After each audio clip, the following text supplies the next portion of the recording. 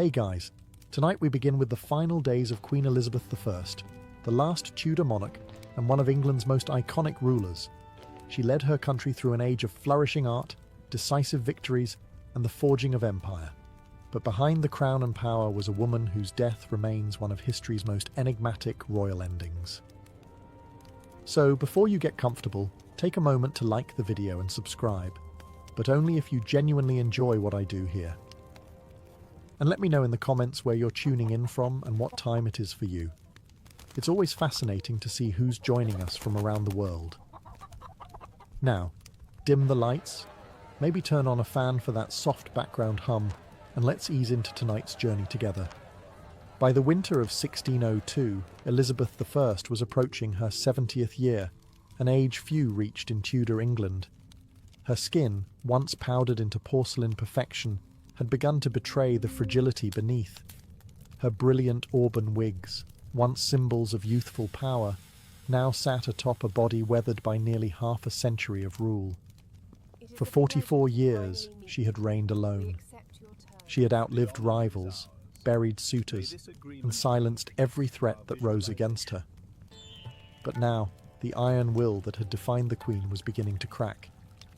Though her mind was still sharp, those around her noticed something was shifting. Her appetite had waned. Her presence at court had grown sporadic. The fire that once radiated from her throne at Whitehall seemed dimmed, and with the turning of the year, rumours began to whisper through the tapestried halls of Richmond Palace. Rumours that their sovereign was fading. There had been loss. Painful, personal loss. The execution of Robert Devereux, the Earl of Essex, in 1601, had struck a deep blow. Though he had betrayed her, leading a failed rebellion and attempting to seize power, Elizabeth I had loved him in her own way. Some said it was motherly affection. Others whispered of something deeper. Regardless, watching him walk to the scaffold tore at her. She never truly recovered from that grief. In her final winter, she would spend long hours standing, refusing to sleep, refusing to eat. Servants noted that she rarely sat, and even less did she speak.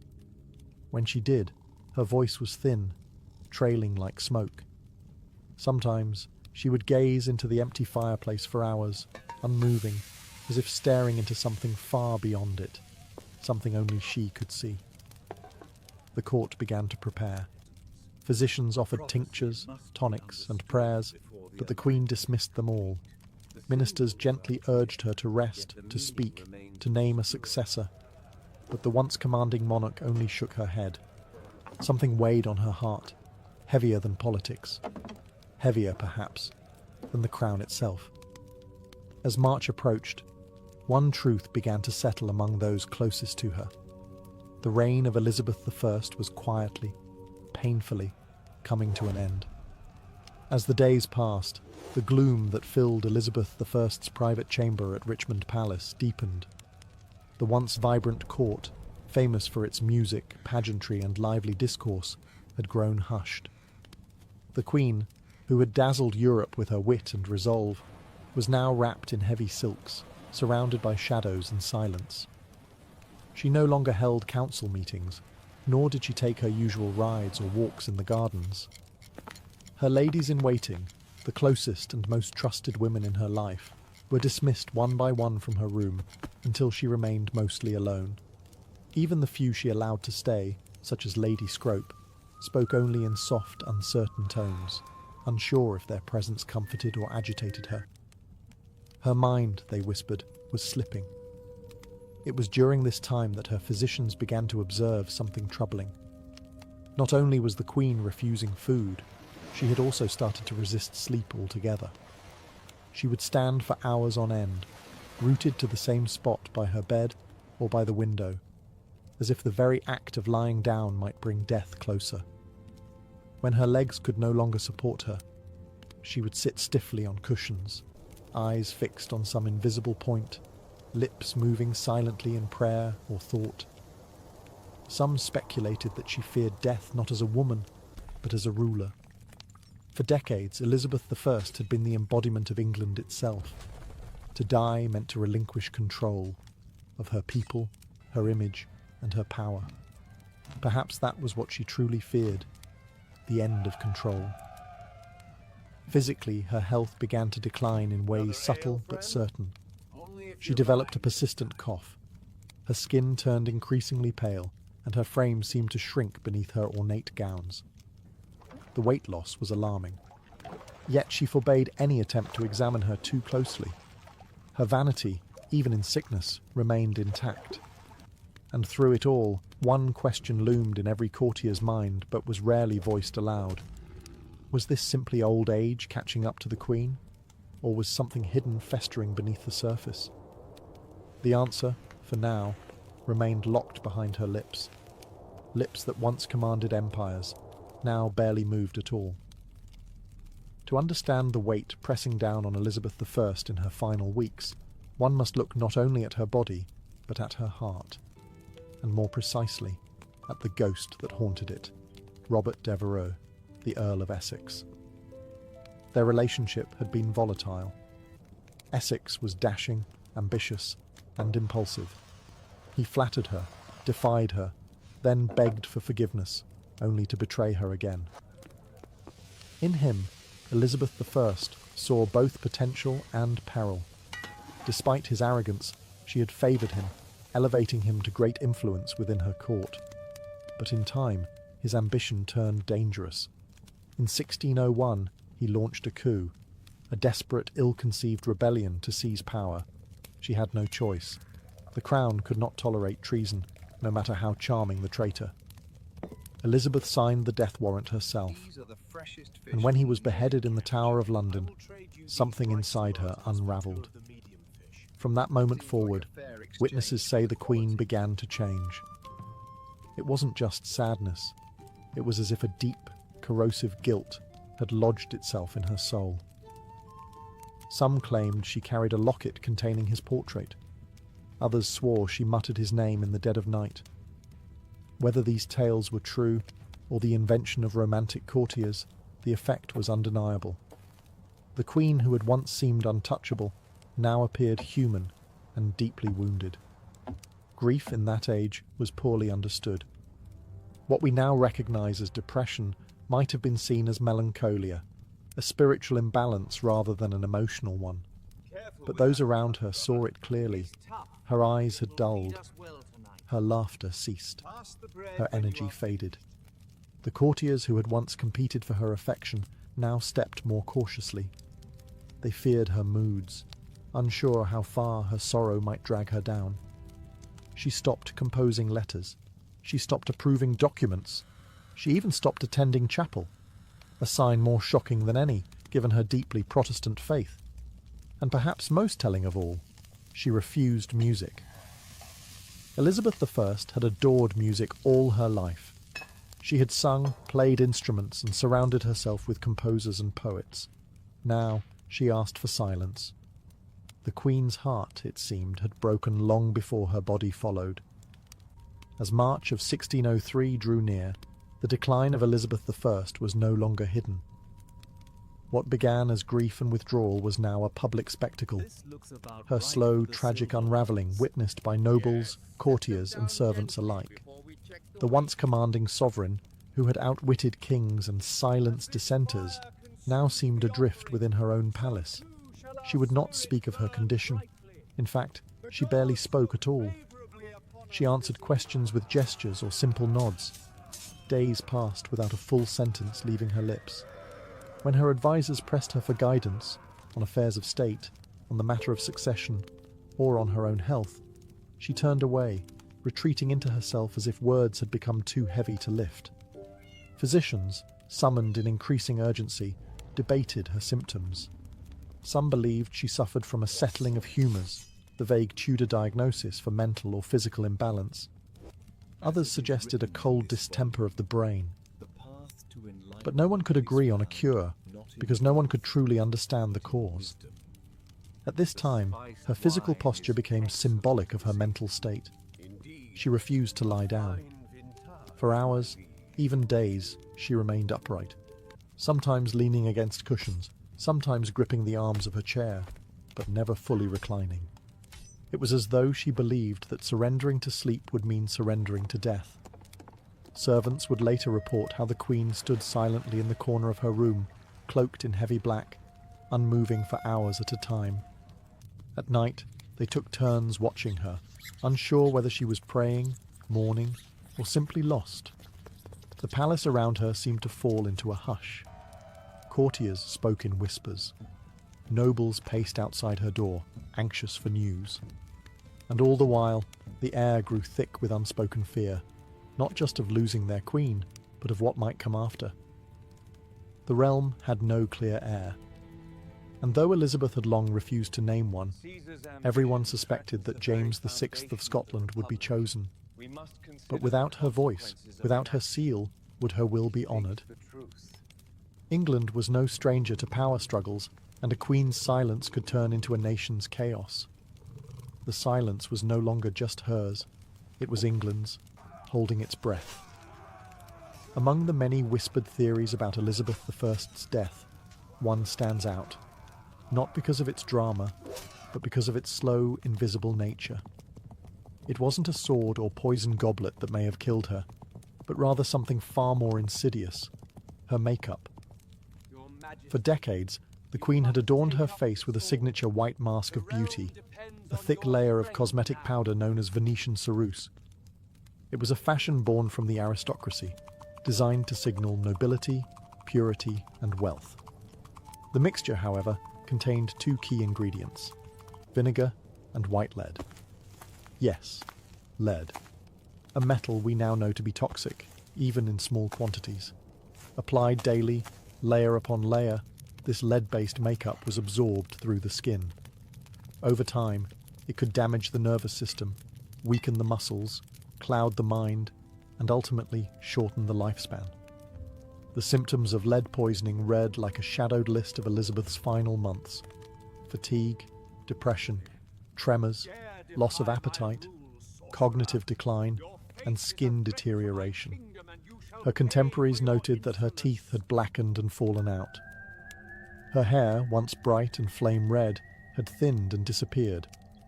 Her skin, beneath the paint, was marked by sores and blemishes, signs that were hidden from the public behind pearl-studded wigs and powdered masks.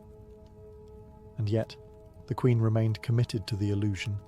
She insisted on presenting the image of eternal youth, even as her body rebelled. That makeup was not just vanity, it was armour, and like any armour, it came with weight. In this case, a poisonous one. Some modern historians believe that long-term lead exposure may have contributed significantly to her physical and mental decline. The irritability, the confusion, the refusal to sleep or eat. Even the depression that followed the death of Robert Devereux might have been magnified by chemical imbalance. But in her day, no one understood these dangers. Venetian ceruse was celebrated. It was even imported and used across Europe. The very thing that made Elizabeth I iconic may have also been one of the slowest, most cruel contributors to her downfall. In the end, the white mask that defined her public image may have also quietly hastened the fading of the woman beneath it. By the second week of March, 1603, the condition of Elizabeth I had become undeniable. Her courtiers now moved with urgency, though careful not to show panic. The Queen had stopped eating entirely. Her body, already thin, seemed to retreat into itself, her bones visible beneath the ornate fabrics that once projected power and grace. She was wasting away, and yet no one could give her illness a name. Tudor medicine had no clear diagnostic tools. There were no thermometers, no microscopes, no concept of infection as we know it. Illness was a matter of humours: blood, phlegm, yellow bile and black bile. If those were imbalanced, disease followed. Treatments involved bleeding, herbal poultices, or purging the system. And yet, none of these worked, because no one truly understood what was happening inside the Queen. Modern scholars have suggested that she may have succumbed to pneumonia. The cold air in Richmond Palace, mixed with long hours of standing and fasting, may have led to a lung infection. A persistent cough, chills, and a slow slide into delirium align with such a theory. And without antibiotics, even a mild case of pneumonia was potentially fatal. Others speculate blood poisoning, possibly due to abscessed teeth or infected sores under her cosmetics. Dental hygiene was poor, and Elizabeth had already lost several teeth. Infections in the mouth, if left untreated, could enter the bloodstream, a deadly condition known today as septicemia. But none of these possibilities could be confirmed in her time. And so, her physicians guessed. They used herbal tonics, tried warm compresses, and prayed. But Elizabeth would have none of it. She rejected all medicine. She would not allow incisions, nor bleedings. She even refused to undress completely, guarding her modesty to the very end. And through it all, she said almost nothing. The silence around her became part of the illness. Her servants tiptoed. Her ladies wept in private. Her ministers watched, helpless, as the one figure who had dominated their lives for decades began to vanish, not in a blaze, but like a candle slowly dying in its holder. No one could help her. No one even knew what to call it. And so they simply waited for the end, or a miracle. Though her body was failing, it wasn't illness alone that burdened Elizabeth I. It was the immense, inescapable weight of rule. For over 4 decades, she had stood as the embodiment of England. Her crown was not just a symbol of power, it was a living thing, fed by every decision she made, every speech she delivered, and every threat she outwitted. But now, in the stillness of her chamber, that crown sat heavy and unclaimed. And the question of what came next loomed over the dying queen like a storm. Elizabeth had no children, no direct heir. The Tudor line, so fiercely defended and glorified, was ending with her. And though she had maintained a lifetime of political control, she had long resisted naming a successor. Why? Perhaps because naming one meant acknowledging her own mortality, something she had stubbornly refused to do. The most obvious candidate was James VI of Scotland, son of Mary, Queen of Scots, whom Elizabeth had executed decades prior. He was male, Protestant, and had a legitimate claim through his great-grandmother, Margaret Tudor. But his rise to the English throne would not be simple. Factions existed. Old grudges remained. Catholic claimants still lurked in the shadows. As the Queen's strength faded, pressure mounted on her to make a formal declaration. Ministers, especially Robert Cecil, the Secretary of State, pressed gently but firmly. England could not be left rudderless. Civil war was not a memory so distant as to be forgotten. And in a world where monarchs ruled by divine right, the death of a queen without clear succession was a recipe for chaos. But Elizabeth remained silent. Some say she gestured when asked if James should be king, perhaps a subtle nod, perhaps nothing at all. Others claim she whispered, "I will have no rascal to succeed me," only to later accept the inevitable. But there is no record, no firm confirmation. The monarch who had delivered some of history's most memorable speeches would not speak her final decision. It is possible that, in her mind, acknowledging a successor was equal to surrendering, to admitting that her story, her dynasty, and her era were truly coming to a close. And perhaps that was more painful than death itself. As March drew on and the hours grew colder, those attending Elizabeth I faced a peculiar and increasingly disturbing reality. The Queen refused to sleep. Not occasionally, but entirely.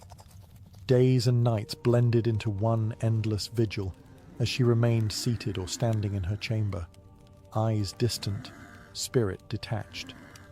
To many, it seemed that the Queen was terrified not of death, but of what lay between her and death: rest.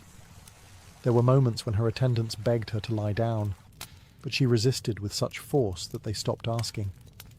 Her refusal wasn't rooted in stubbornness alone. It carried the weight of superstition and sorrow.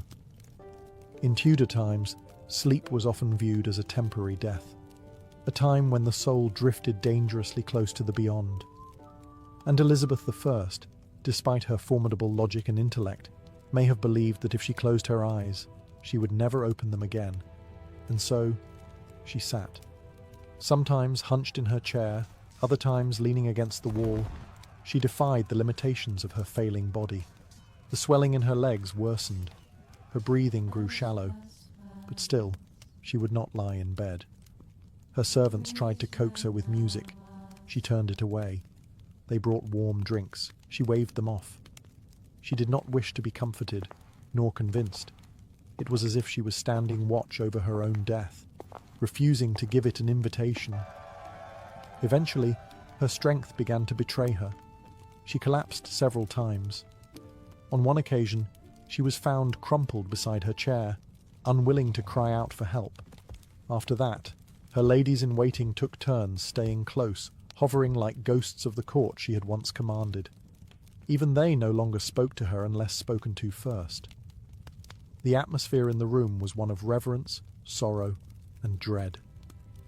When at last she agreed to lie in bed, it was not from peace, but from exhaustion. Her body had given out.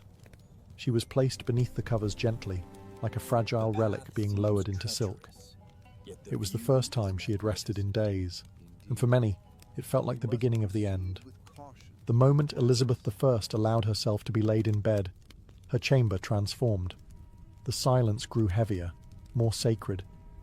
Those closest to her gathered, advisors, ladies, physicians, each one aware that this was not just the death of a woman, but the closing of an age. The Tudor dynasty, which had ruled England for over a century, was ending with her final breath. The room was dim. Tapestries muffled footsteps. Candles flickered. Outside, the palace held its breath. No proclamations were issued, no bells tolled, only whispers passed through the corridors of Richmond Palace. Those who had served her for decades now found themselves standing still, waiting for a word, a sign, a farewell that would never come. Despite the gravity of the moment, Elizabeth I said nothing. She had once been a queen of eloquence. Her words could rouse armies, silence parliaments, and charm foreign courts. But now, as she drifted between consciousness and sleep, not a single parting phrase escaped her lips. Not to her ladies, not to her council, not even to the realm she had so long protected.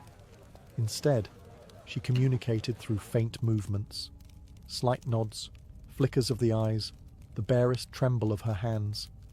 Some thought they saw her reach toward the crown resting nearby. Others claimed she gestured toward a portrait of James VI, the presumed successor. But there were no declarations, no final speech to echo through history. What did she see, lying there in silence?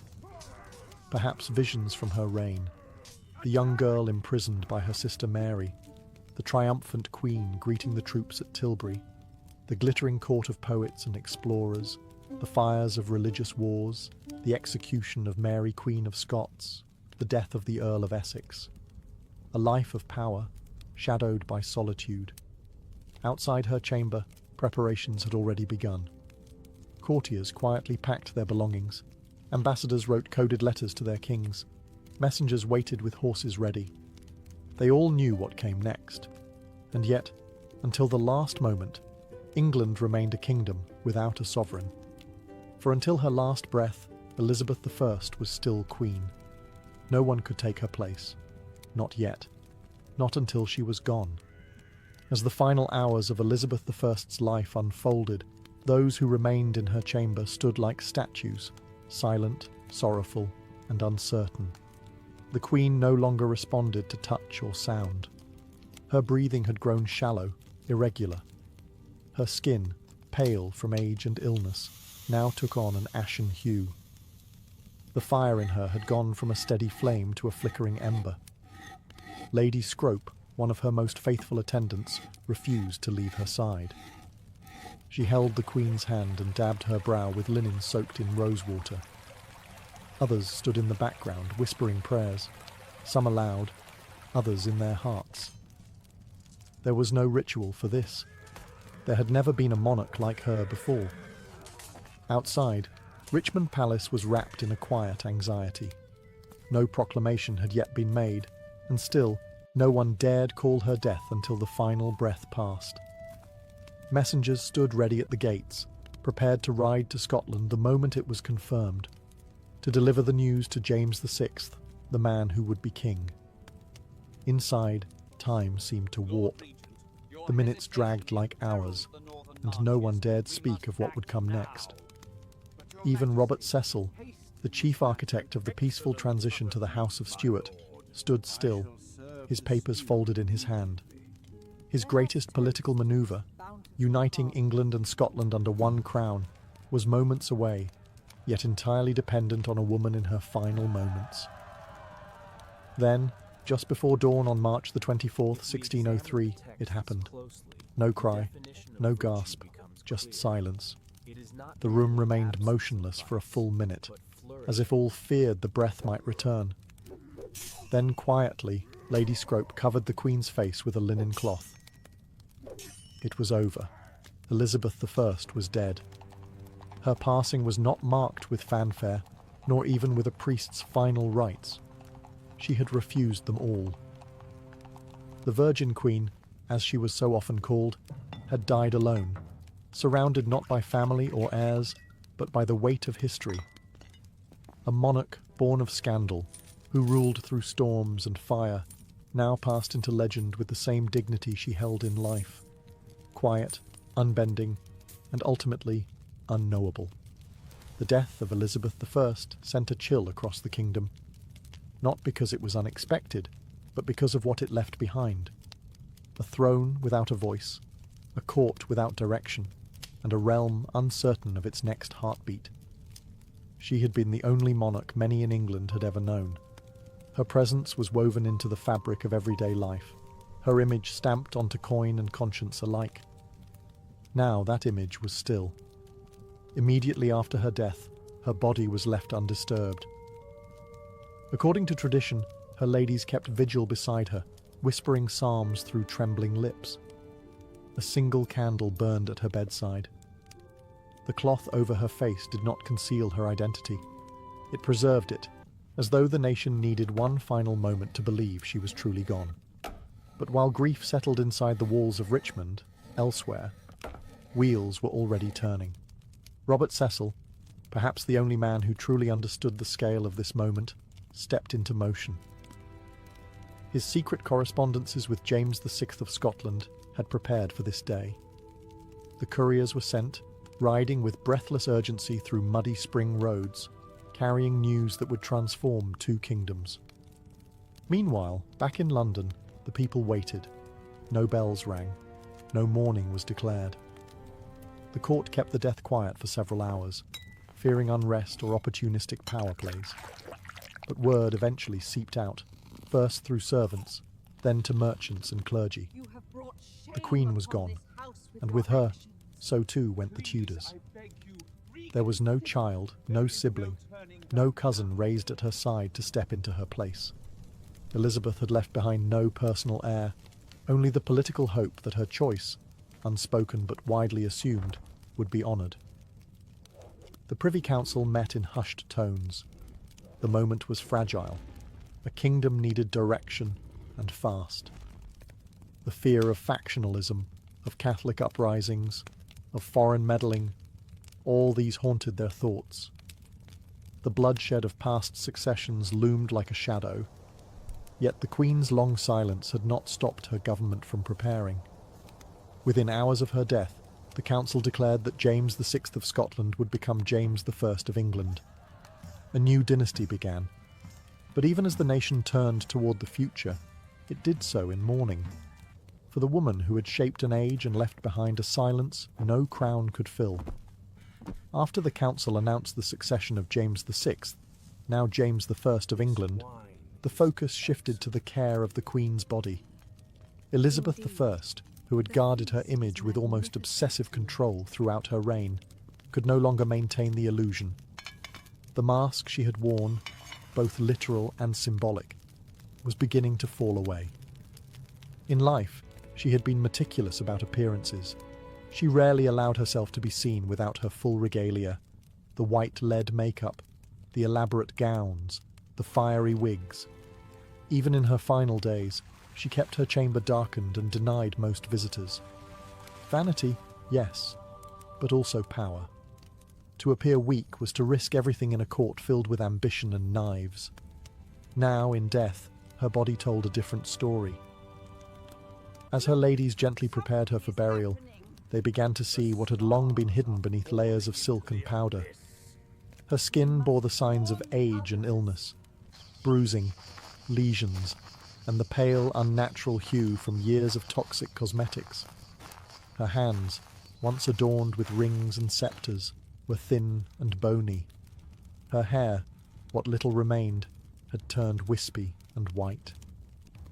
There was no denying it. Elizabeth I had been dying long before she allowed anyone to see it.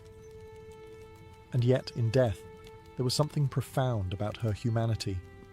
She was no longer Gloriana, the Virgin Queen, or the untouchable monarch on coins and canvases. She was a woman who had carried a kingdom on her back for 4 decades and paid the price with her body. No embalming was done immediately. The tradition at the time was to delay the burial to allow time for national mourning and for proper ceremony. Her body lay in state, dressed one final time in royal robes, crown placed above her brow, orb and sceptre at her side. For all the imperfections now visible, her people still came to pay respects, not just to the queen she had been, but to the person she had become. A woman of contradictions, powerful and alone, brilliant and burdened, fierce and fragile. The mask had slipped away, but what remained was not less regal, only more real. On April the 28th, 1603, more than a month after her death, the body of Elizabeth I was finally laid to rest. The delay had not been caused by negligence, but by reverence. England had lost its longest reigning monarch to date, and such a passing demanded a ceremony that would match the magnitude of her legacy. Her funeral procession began at Whitehall and moved slowly toward Westminster Abbey. The streets of London were lined with mourners, nobles, clergy, commoners. Thousands of faces turned toward the carriage that bore their queen one final time. Some wept. Others stood in solemn silence. There were no cheers, no songs, only the tolling of bells and the shuffle of boots on stone. The coffin was draped in velvet and borne upon a massive hearse drawn by 4 horses. Above it sat an effigy of Elizabeth I, dressed in state robes with crown, orb and sceptre, eyes open, face serene, as if still watching over her people. The image was so lifelike that many believed it to be her real body, propped upright in death. Behind the hearse marched an honour guard, followed by the nobles of her court, members of parliament, and ambassadors from foreign nations. Each step echoed the weight of transition. A queen was being buried, but an entire era was being mourned. At Westminster Abbey, she was interred in the vault beside her half-sister, Mary I, a symbolic reunion between 2 queens once bitterly divided by religion and rivalry. On the tomb, the inscription reads, "Partners in throne and grave, here rest we 2 sisters, Elizabeth and Mary, in the hope of one resurrection." The irony was not lost on historians. In life, the sisters had been enemies. In death, they lay side by side. The funeral marked more than the end of a monarch. It marked the end of the Tudor dynasty.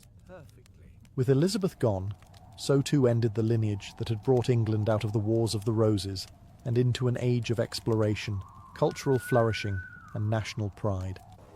And as the Abbey's great doors closed behind her, an entire kingdom stood changed. The Elizabethan age was over.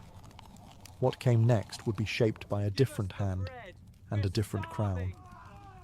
More than 4 centuries have passed since Elizabeth I took her final breath, and yet the mystery surrounding her death remains. Unlike monarchs who died in battle or by clear illness, Elizabeth's decline was veiled in silence, secrecy, and contradictions. As a result, scholars, physicians, and curious minds have continued to speculate. What exactly killed the Virgin Queen? The most common theory is simple: old age. At nearly 70 years old, Elizabeth had far outlived most of her contemporaries. After 4 decades of rule and countless personal losses, her body may have simply succumbed to time. Her refusal to eat, drink, or rest certainly contributed to her decline, and without modern medicine, even a minor ailment could turn fatal. Another compelling theory is pneumonia. The Queen reportedly caught a chill shortly before her final decline. Cold, damp conditions in Richmond Palace, combined with her weakened state, may have allowed an infection to take root. With no antibiotics and only rudimentary treatments, pneumonia would have been devastating. Yet other theories point to lead poisoning. Her famous white makeup, Venetian ceruse, was known to contain white lead, a toxic substance absorbed through the skin. Over decades, it could have damaged her organs, caused psychological changes, and slowly poisoned her from within. Symptoms such as fatigue, irritability, and cognitive decline all match modern understandings of chronic lead exposure. Then there is the possibility of blood poisoning, perhaps from an infected tooth or sore. Dental health was notoriously poor, and Elizabeth had suffered tooth loss and decay. A small infection could easily have entered her bloodstream, resulting in septicemia, a silent killer in an era without understanding of bacteria or sterilization. Finally, some historians explore the emotional and psychological toll, grief and depression. The loss of Robert Devereux and other beloved confidants seemed to break something within her. Her refusal to lie down, her long silences, her deep melancholy, all could be signs of profound psychological suffering, which, untreated, may have hastened her end. In truth, it may have been all of these factors: age, illness, poison, grief, woven together in a tapestry of decline. The Queen who carried an empire may have finally been crushed beneath its weight. And yet, in her silence, she left no confession, only a legend. Elizabeth I's death was not merely the close of a life, it was the close of an identity that England had worn for more than 40 years. She had reigned alone, without husband or child, carving her image into the very soul of a nation. Her passing was quiet, private, and full of unanswered questions. But the echo of her reign thundered into the centuries that followed. The country she left behind was vastly different from the one she inherited. When she first ascended the throne in 1558, England was fractured by religious war, threatened by foreign powers, and teetering on the edge of instability. Through sheer will, political genius, and theatrical leadership, Elizabeth I transformed it into a formidable kingdom, confident, culturally vibrant, and respected on the world stage. Her death, however, revealed the fragility beneath that surface. She had held everything together through force of personality and presence. With her gone, a power vacuum threatened to reopen old wounds. The peaceful transition to James I marked a diplomatic victory, but also a seismic shift. The Tudor flame had gone out. The Stuart dawn was uncertain, and yet, what lingered in the minds of her people wasn't just the politics, it was her persona, the speeches at Tilbury, the defiant rejection of marriage, the cultivated image of the Virgin Queen, the jewels, the gowns, the high forehead, the poetic rhetoric. All of it became mythic. Even her final silence served her legacy. She exited the world on her own terms, offering no final word, no dying gasp for legacy or pity. In life, she had been a master of performance. In death, she let the silence speak louder than any closing act. To this day, historians still debate the details of her death, but few debate her impact. The Elizabethan age remains one of the most celebrated periods in English history. Her name became shorthand for a golden era of poetry, exploration, and national pride. And though her body rests quietly beneath the stones of Westminster Abbey, her story continues to live in pages, on stages, and in the very spirit of the monarchy she once ruled.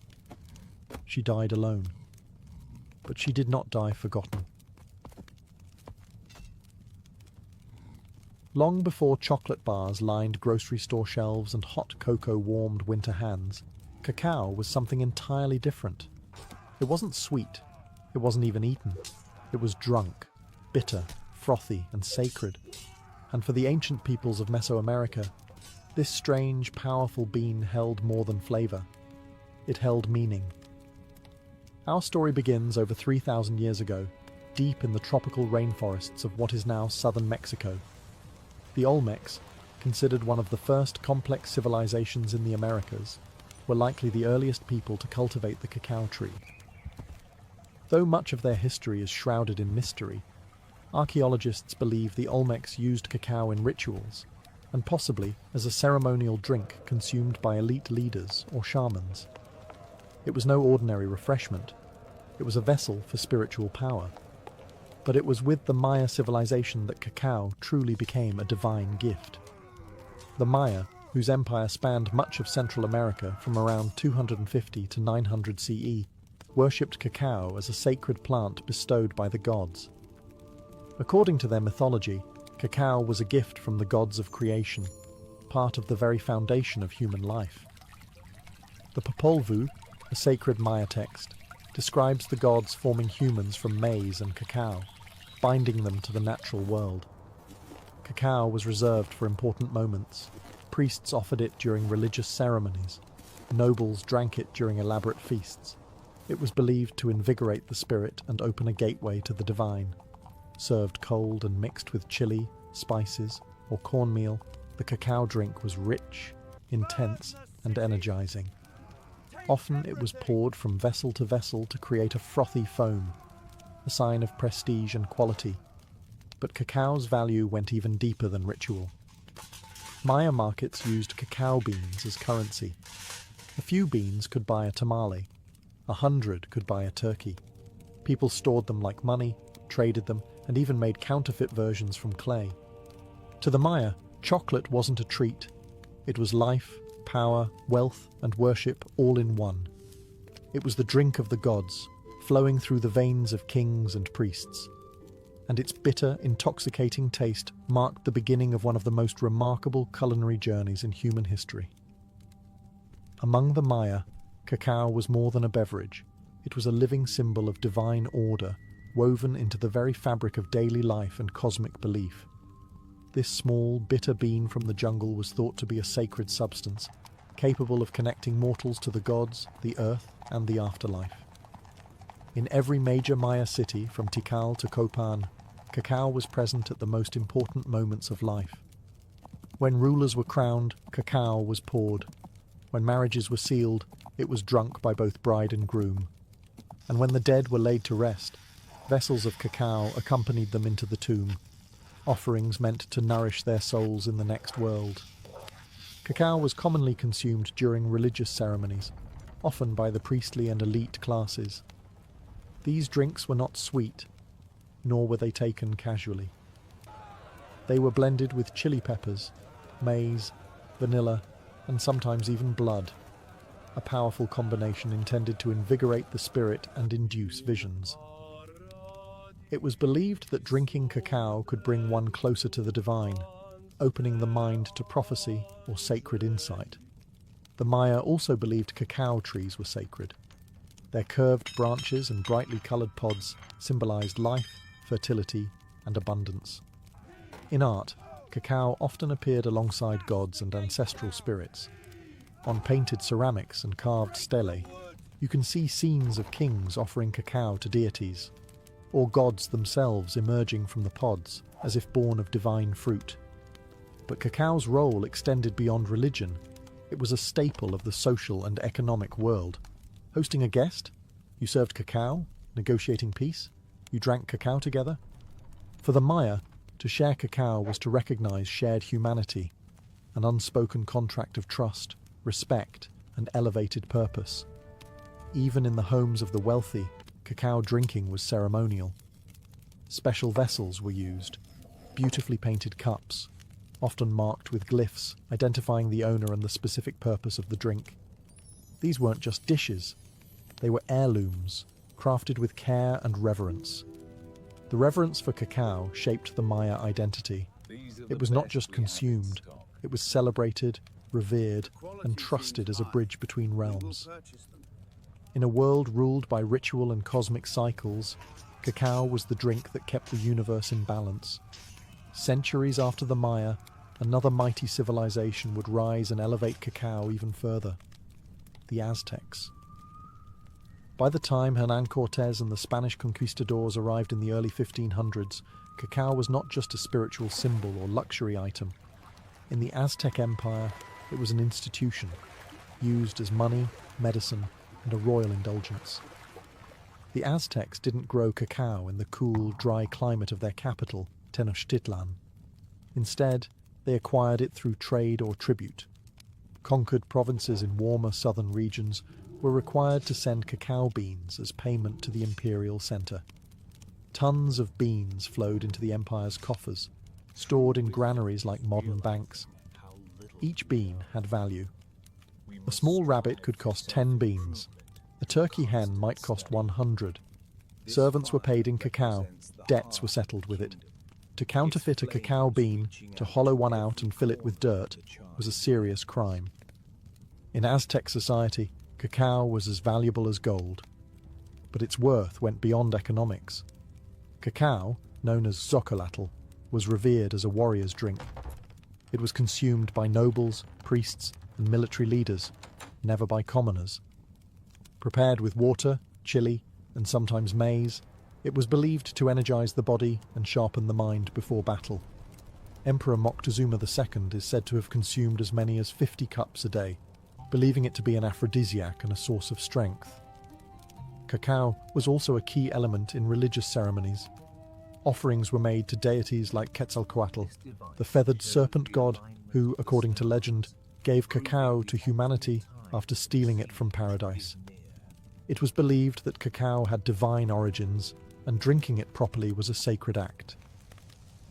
In Aztec culture, cacao represented wealth, war, worship, and royalty. It was a seed of power, earned, stolen, traded, and honoured. But all of this would soon collide with European conquest. When Spanish eyes first saw the cacao bean, they didn't recognise its value. But that would change. The bitter drink of warriors and kings was about to cross the ocean, where it would be forever transformed, sweetened, commodified, and woven into a global obsession. When Hernan Cortés and his band of conquistadors first arrived in the Aztec capital of Tenochtitlan in 1519, they encountered a world both foreign and magnificent. Towering temples, floating gardens, and bustling markets stunned the Europeans. But among all the wonders, one thing caught their attention again and again: the peculiar use of a dark, bitter drink made from crushed beans.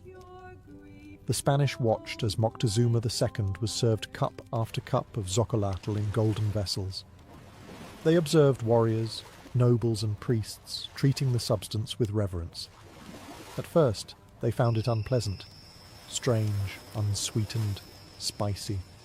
Some even called it unpalatable. But they also noticed something else: the energy it seemed to grant, the alertness it sparked, and the symbolic power it carried in every corner of Aztec life. Once the conquest was complete and the empire fell, Cortés brought more than gold and silver back to Spain. He brought cacao beans. He brought the knowledge of how to grind, mix, and drink them.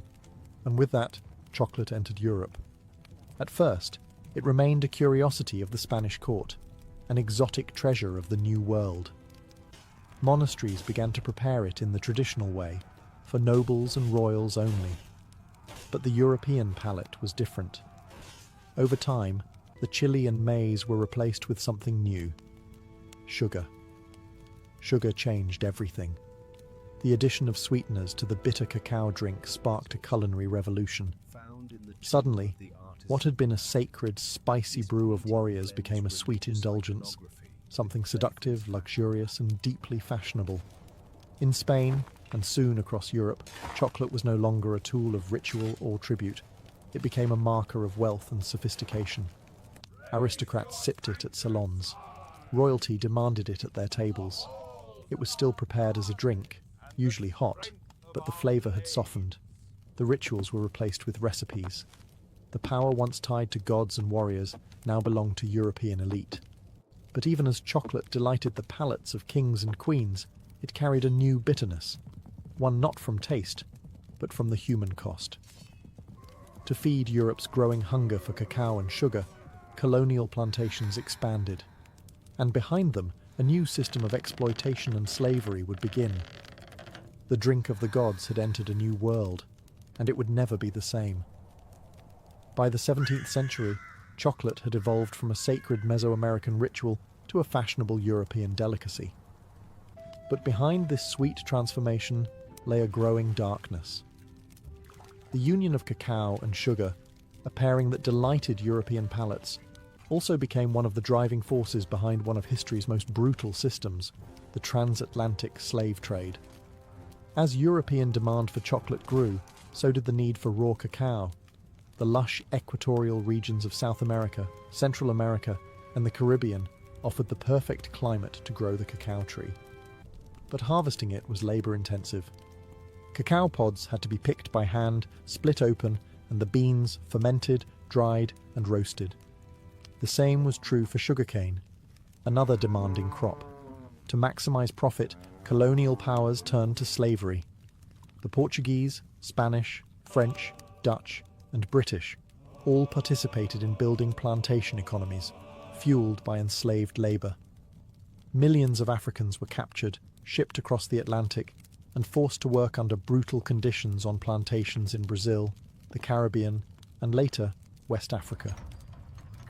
Many would spend their lives cultivating cacao and sugar, never tasting the sweet confections their labor created. The human cost was staggering. In the pursuit of chocolate and sugar, families were torn apart, cultures were erased, and entire generations suffered. Yet in the drawing rooms of London, Paris, and Madrid, aristocrats sipped hot chocolate unaware or uninterested in the lives behind the beans. The commodification of cacao marked a turning point. It was no longer a sacred offering. It was a global product, something to be traded, taxed, and turned into profit. And as the industrial age approached, the demand would only grow. What began as a spiritual drink, crafted with reverence and ceremony, had now become entangled in empire and exploitation. The taste that had once symbolized divine connection now left a bitter residue, one of blood, suffering, and systemic injustice. Yet the allure of chocolate only deepened. Its association with luxury, love, and pleasure grew stronger, while its history of labor and suffering was quietly buried beneath layers of sugar and cream. The story of chocolate's rise was no longer just about flavor or ritual. It was about power, profit, and the people sacrificed along the way. For centuries, chocolate remained a liquid luxury, served in royal courts and elegant salons. But as Europe entered the Industrial Revolution, chocolate was about to undergo another transformation, one that would forever change its form, its audience, and its place in the world. The early 1800s saw a wave of invention. Mechanization and mass production were reshaping everything from textiles to food. And in 1828, a Dutch chemist named Coenraad Johannes van Houten developed a revolutionary process. Using a hydraulic press, he extracted much of the natural fat, the cacao butter, from roasted cacao beans. What remained was a dry cake, which could be ground into a fine powder. This powder dissolved more easily in water and could be blended with sugar more smoothly, making chocolate cheaper, lighter, and easier to produce. This invention gave birth to what we now call Dutch cocoa, and it paved the way for solid chocolate. In 1847, the British company Fry & Sons took things a step further. By combining cacao powder, cacao butter, and sugar, they created the world's first modern chocolate bar, a smooth, moldable, and portable version of what had always been a drink. For the first time, chocolate could be held in the hand, not just sipped from a cup. Then came the Swiss. In the 1870s, Daniel Peter introduced milk chocolate by adding condensed milk to the mixture, creating a creamier, sweeter version of the classic bar. His friend and rival, Rodolphe Lindt, invented the conching machine, which slowly churned chocolate for hours, refining its texture and giving it the silky smoothness we now associate with high-quality chocolate. These innovations turned chocolate from a luxury into a mass-market product. With lower prices and improved texture, chocolate was no longer reserved for royalty. It entered shops, factories, and lunchboxes across Europe, and soon after, the United States.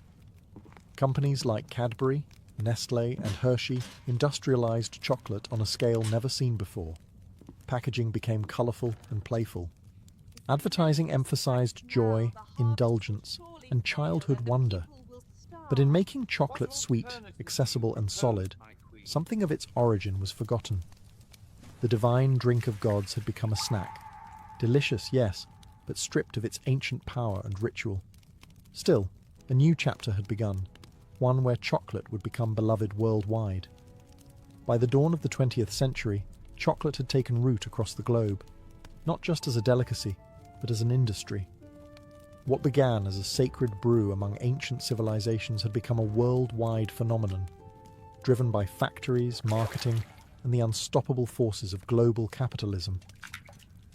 In the United States, chocolate took a uniquely American turn with Milton Hershey. In the late 1800s, Hershey applied mass production methods to chocolate, much like Henry Ford would later do with automobiles. His factory in Pennsylvania produced affordable milk chocolate for the average American, not just the elite. By 1900, the Hershey bar was born, and with it, a new American love affair with chocolate. But chocolate was no longer just a product. It was becoming a symbol. Soldiers carried it into war. Children traded it on playgrounds. It appeared in cookbooks, holiday rituals, and romantic gestures. Valentine's Day, Halloween, Easter, each adopted chocolate as its unofficial mascot. Its sweetness now spoke to love, comfort, and nostalgia. Meanwhile, international companies expanded cacao cultivation to meet demand. West Africa, particularly Ghana and Côte d'Ivoire, became global hubs for cacao farming, surpassing Latin America. The same regions that had once endured colonial rule and slavery were now supplying over 70% of the world's cacao, often under exploitative conditions. Even in modern times, labor abuses, including child labor and poverty-level wages, persist in many cacao-growing regions. Yet despite its tangled roots, chocolate's popularity only grew. In Japan, it became a refined art. Small, exquisite bonbons, gifted with ritual precision. In Switzerland, it was a matter of national pride, with brands like Toblerone and Lindt defining premium quality. In Mexico, chocolate returned to its ancient roots, used in traditional dishes like mole, where bitter and savory flavors coexist. Global chocolate culture was, and still is, a paradox. Universal, yet personal. A product born of indigenous ceremony, transformed by empire, refined by industry, and then embraced in 1,000 unique ways across continents. From the Andes to Antwerp, from Ghana to Geneva, chocolate had become part of the human story. And even though few stop to wonder where it came from, every bite carries the flavor of history, sweet, bitter, and everywhere in between. In the whirlwind of industrial growth and global expansion, chocolate's ancient origins were largely forgotten. What once carried divine meaning and ceremonial weight had become, for many, just another snack, delicious, convenient, and sold by the millions. But in recent decades, a new movement has begun to stir. A rediscovery of chocolate's roots and a return to the bean. The craft chocolate movement began in earnest in the early 2000s, inspired by trends in coffee, wine, and slow food. Artisans and chocolatiers across the world started asking, where does our chocolate come from? Who grows it? What does it taste like before it's buried beneath sugar and additives? The answers led them back to the cacao bean. Unlike industrial chocolate, which is often blended from beans sourced in bulk, craft chocolate focuses on single-origin cacao, preserving the unique flavors of specific regions, soils, and fermentation styles. Beans from Madagascar might taste fruity and citrusy, while those from Ecuador could carry floral or nutty notes. Chocolate, it turned out, had terroir, just like wine. This reawakening wasn't just about flavor, it was also about ethics. With greater awareness came concern over how cacao is produced. Documentaries and investigations revealed ongoing labor abuses, including child labor and unfair wages on cacao farms. In response, many craft chocolate makers began working directly with farmers, paying premium prices for high-quality, ethically grown beans. Labels like Fair Trade, Direct Trade, and Rainforest Alliance emerged, each striving to create a more just and sustainable supply chain. Meanwhile, chefs and food historians began reviving ancient Mesoamerican uses of cacao. In parts of Mexico and Guatemala, traditional drinks made with cacao, chili, and maize regained popularity. Indigenous communities shared recipes passed down for generations, reminding the world that chocolate was not invented in a factory, but in a forest. Museums, books, and culinary tours followed. People began to see chocolate not just as candy, but as culture, rich in heritage, struggle, and story. The world had changed chocolate, but chocolate, in its essence, had never changed. It was still the fruit of a tree, grown by hand, prepared with care, and shared with meaning. And for those who cared to listen, chocolate once again began to speak, not just in sweetness, but in memory. Today, chocolate is everywhere. At celebrations, in vending machines, inside pastries and gourmet kitchens alike. It's a symbol of love, luxury, and comfort. But beneath its creamy surface lies a history that's anything but simple. It's a story of gods and empires, of joy and exploitation, of ritual and reinvention. Chocolate, perhaps more than any other food, is a mirror held up to civilization itself. From the sacred ceremonies of the Maya to the bitter brews of Aztec warriors, from the hands of enslaved laborers on colonial plantations to the gilded salons of European nobility, from wartime rations to Valentine's Day traditions, chocolate has journeyed alongside humanity, reshaping itself at every turn. Its legacy is layered. On one side, chocolate represents ingenuity, resilience, and cultural fusion. It is the perfect example of how ingredients from one continent can meet techniques from another to create something entirely new. It has inspired poetry, science, and innovation, from the chemistry of tempering to the artistry of flavor balancing. But on the other side, it holds a shadow. Much of the modern chocolate industry still depends on the labor of impoverished farmers, many of whom have never tasted the chocolate bars their beans help produce. Despite awareness campaigns and ethical certifications, problems like deforestation, underpayment, and child labor remain ongoing concerns in the cacao supply chain. Chocolate is also a story of forgotten voices. The indigenous peoples who first revered cacao saw it as sacred. Their traditions, silenced by colonization, are only now being rediscovered, and their contributions acknowledged. Each time we bite into a truffle or sip a cup of hot cocoa, we engage, knowingly or not, with that deep and often painful history. And yet, for all its contradictions, chocolate continues to unite people. Across languages, borders, and beliefs, it brings joy. It comforts. It celebrates. It endures. Perhaps that is chocolate's greatest legacy, not just its flavor, but its ability to evolve, to adapt, and to survive the rise and fall of civilizations.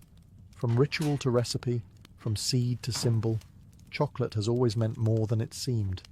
It is, in the end, not just a treat, but a story, one that even now we are still writing. In the early decades of the 19th century, the United States was a young and growing nation, restless in its ambitions. Its population was surging, and white settlers were pushing outward, hungry for farmland, gold, and opportunity. To many, the promise of the American frontier was a divine right. But to fulfill that dream, they looked westward, not into wilderness, as they imagined, but into lands already deeply rooted in memory, culture, and life. Those lands belonged to Native American nations.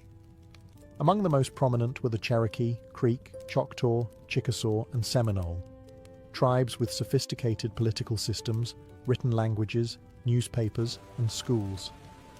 These were not scattered bands of nomads. They were sovereign communities, many of which had long tried to coexist with the United States on legal and diplomatic terms. The Cherokee Nation, in particular, had adopted numerous elements of American society in hopes of preserving their autonomy. They drafted a constitution modeled after that of the US, practiced agriculture, and many converted to Christianity. They published a bilingual newspaper. They even sent delegates to Washington. But to white settlers and politicians, assimilation was never enough. What they wanted was the land. Georgia, Alabama, Mississippi, and other southern states began encroaching more aggressively into native territories. They passed laws invalidating tribal governance, nullifying native property rights, and pressuring the federal government to act. The discovery of gold in northern Georgia only heightened the urgency. The land, they argued, was too valuable to remain in native hands. President Andrew Jackson, a former general and staunch advocate for removal, stepped forward with a solution. Clear the east of native nations entirely. Relocate them beyond the Mississippi River to a place where they would no longer obstruct the march of cotton plantations and white settlement. This was not merely policy, it was ideology. Manifest Destiny, though not yet named, pulsed through the veins of the American project. The belief that white Americans were destined to expand from coast to coast came at the expense of anyone in their way. And in the 1830s, that meant entire nations of people. Thus, the stage was set, not for progress, but for one of the most sorrowful and shameful journeys in American history, the Trail of Tears. On May 28, 1830, President Andrew Jackson signed into law the Indian Removal Act, legislation that would forever alter the lives of tens of thousands of Native Americans. Though cloaked in the language of fairness and voluntary exchange, the act marked the beginning of a calculated and relentless campaign to remove native tribes from their ancestral homelands in the southeastern United States.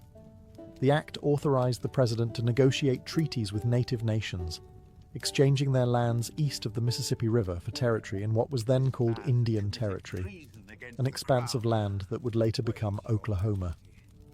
Supporters of the law argued that it would protect native peoples from extinction by placing them far from white encroachment. But in truth, it was a land grab, dressed in the rhetoric of protection.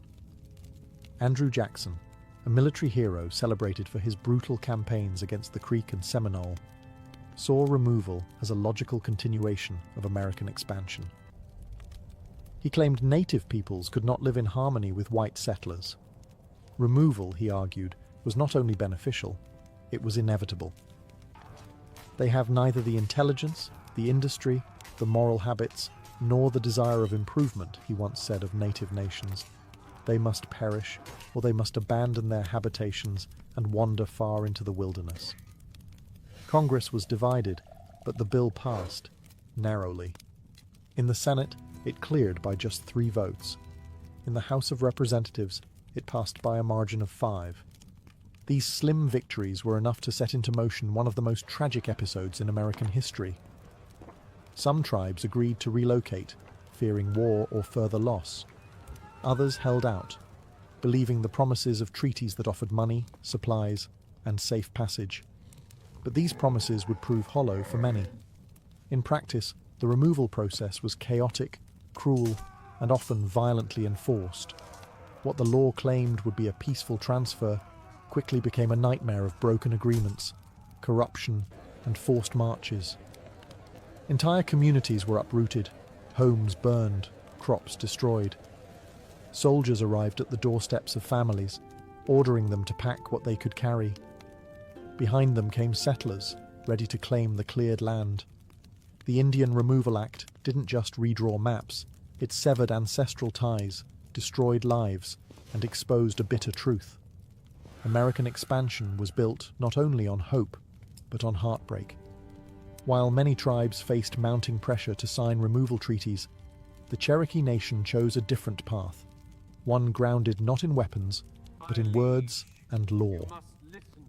Determined to defend their sovereignty, the Cherokee took their fight to the courts of the United States, using the very legal system that had been used against them. Under the leadership of Principal Chief John Ross, the Cherokee drafted a constitution, created a formal government, and asserted their right to exist as a sovereign nation within US borders. They believed that by proving their civilization and political structure mirrored that of the American Republic, they could protect their territory. Their resistance culminated in two landmark Supreme Court cases. In Cherokee Nation versus Georgia, 1831, the Cherokee sought a federal injunction against laws passed by the state of Georgia that stripped them of their rights and lands. The court, led by Chief Justice John Marshall, ruled that the Cherokee were not a foreign nation and thus had no standing to sue, a devastating blow. But the next year, a second case would shift the tide. In Worcester versus Georgia, 1832, the court ruled in favor of the Cherokee, declaring that the state of Georgia had no authority to impose laws on Cherokee territory. Marshall affirmed that the federal government alone could negotiate with sovereign native nations. For a brief moment, justice appeared to be on the Cherokee's side. But President Andrew Jackson reportedly responded with chilling defiance. John Marshall has made his decision. Now let him enforce it. Whether he actually said those exact words remains debated, but his actions left no doubt. Jackson refused to uphold the court's ruling, and Georgia continued to ignore it. The Constitution had spoken, but political will refused to listen. The Cherokee, clinging to hope, still resisted signing removal treaties, but division crept in. A small faction within the Cherokee, led by Major Ridge, John Ridge, and Elias Boudinot, believed removal was inevitable and signed the Treaty of New Echota in 1835, without the authorization of the Cherokee government. That treaty, passed by a narrow vote in the US Senate, sealed the fate of the Cherokee Nation. Despite the protests of the majority, it was declared binding. And so the Cherokee fight for justice ended, not with a gavel, but with the sound of soldiers preparing to march. In the spring of 1838, under orders from President Martin Van Buren, thousands of federal troops and state militias descended upon Cherokee lands. The time for negotiation was over. The Treaty of New Echota, signed by a minority of Cherokee without the consent of their nation, had been ratified by Congress. Removal was now official policy, and the military was sent to carry it out by force. Across Georgia, Tennessee, North Carolina, and Alabama, Cherokee families were torn from their homes with little warning. Soldiers arrived at farms and cabins with bayonets and orders. Families were given only moments to gather belongings, sometimes nothing more than the clothes on their backs. Their homes were looted and burned. Crops were left to rot in the fields. Churches, schools, and burial grounds, all abandoned. More than 16,000 Cherokee were rounded up and placed in military stockades. These makeshift camps were overcrowded and unsanitary, with little food, dirty water, and no shelter from the elements. Disease spread rapidly. Measles, dysentery, and whooping cough took a heavy toll even before the march began. Some groups were moved immediately under armed guard. Others, held in the sweltering summer heat, were forced to wait until autumn, when travel conditions were considered more favorable. But cold rains, early snow, and inadequate supplies would make the journey even more deadly. The Cherokee called the route Nuna Dal Tsuni, the trail where they cried. Roughly 100 to 200 miles stretched between their homes and the so-called Indian Territory. The march was slow, harsh, and humiliating. They walked through mud and snow, across frozen rivers, over mountains and prairies. The elderly collapsed. Children died in their mothers' arms. Entire families vanished along the trail, buried in shallow, unmarked graves by the roadside. Some tried to maintain dignity, singing prayers, carrying sacred objects, recording names of the lost. But the weight of grief was unbearable. Hunger gnawed at their strength. Winter pierced their thin clothing. Guards showed little mercy. By the time the last group arrived in what is now Oklahoma in early 1839, it's estimated that over 4,000 Cherokee had died, nearly a quarter of their entire population. This was not simply a relocation. It was a death march, a forced erasure of identity, home, and hope. When the last group of Cherokee reached Indian Territory in March of 1839, The journey was over, but the suffering was not. The losses endured along the Trail of Tears extended far beyond the 4,000 lives claimed by disease, exposure, and starvation. What died on that trail was more than people. It was a way of life, a spiritual connection to land, and the cultural continuity of an entire nation. The trauma echoed through generations. Survivors arrived weakened, broken, and grieving. They had lost elders who carried traditional knowledge, children who had represented future hope, leaders who had defended their people with all the strength they had. There were no ceremonies for the dead, no time for mourning. The land they had been forced to settle was unfamiliar and often hostile. The promises made by the US government of protection, supplies, and fertile land were inconsistently honoured or ignored altogether. The physical wounds were matched by the emotional ones. The Cherokee had been a proud nation with schools, printing presses, and a constitution. They had trusted the legal system, believing that law would protect them. But their trust had been betrayed, their justice denied, their rights erased. Among the survivors, divisions deepened. The Treaty Party, those who had signed the Treaty of New Echota, were viewed by many as traitors. In June of 1839, just months after the relocation, Major Ridge, John Ridge, and Elias Boudinot were assassinated by fellow Cherokee in a wave of retribution. The unity of the nation, already battered by removal, now fractured further under the weight of internal conflict. And yet, even amidst devastation, the Cherokee endured. They rebuilt schools. They re-established their government. They began printing newspapers again. They held on to their language, their stories, their faith. The resilience that had once carried them through legal courts and diplomatic struggles now became the foundation of survival. Still, the scars of removal ran deep, and they remain today. The Trail of Tears is not just a chapter in a history book. It's a living memory carried in families, in oral traditions, and in the soul of a people who were forced to leave everything behind. And in that memory, there is sorrow, but also strength. While the Cherokee Trail of Tears is the most widely remembered, it was not the only forced removal.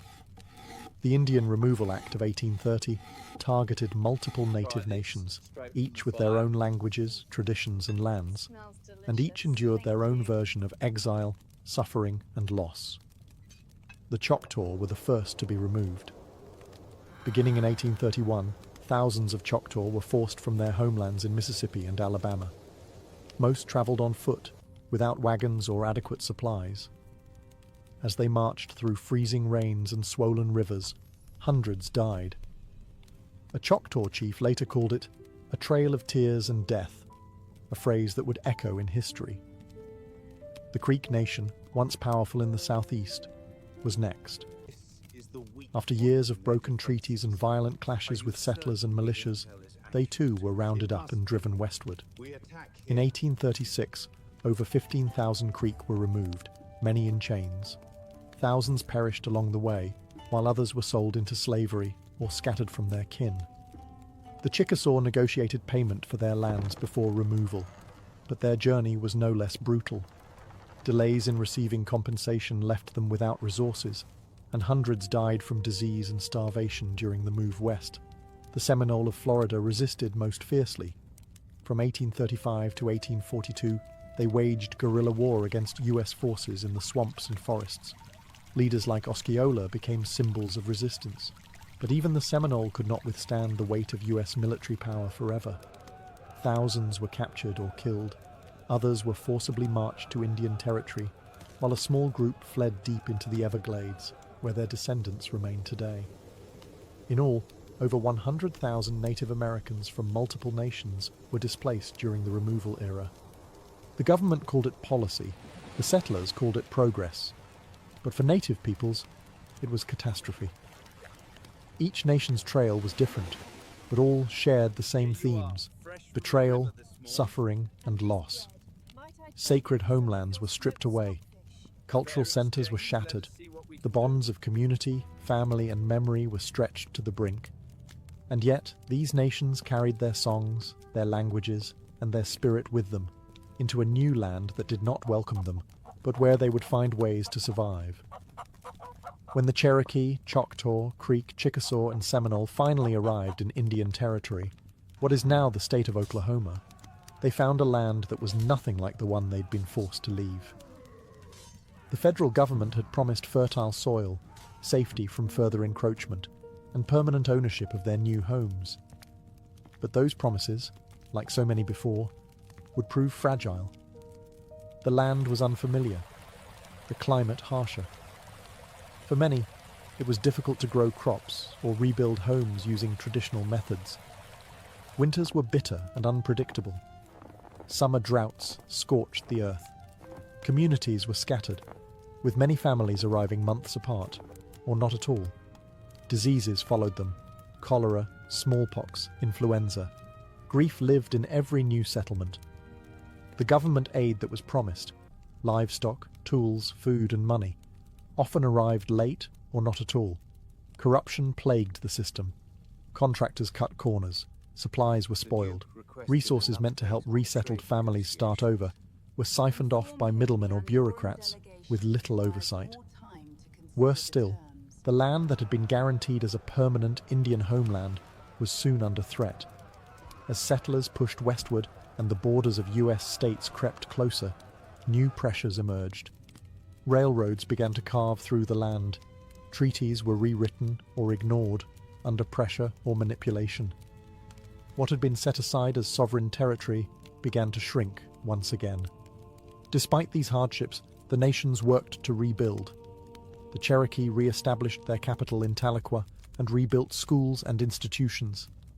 The Choctaw and Chickasaw reorganized their governments. New constitutions were written. Councils met. Churches were built. Farming resumed. Communities began to heal, not by forgetting, but by enduring. And yet, even in Indian Territory, the shadow of removal loomed. Every promise made to protect their new homeland was vulnerable to the same forces that had driven them from their original lands: greed, expansion, and disregard. The land that was promised became a temporary refuge in a nation still unwilling to see native people as permanent, rightful inhabitants. Though many believed they had finally found peace, history would soon prove otherwise. The story of the Trail of Tears didn't end in Indian Territory. It simply turned the page to another long chapter in the struggle for survival, sovereignty, and respect. For decades after the forced removals, the Trail of Tears lived mostly in silence, spoken about in whispers, passed down through family stories, rarely acknowledged in textbooks or politics.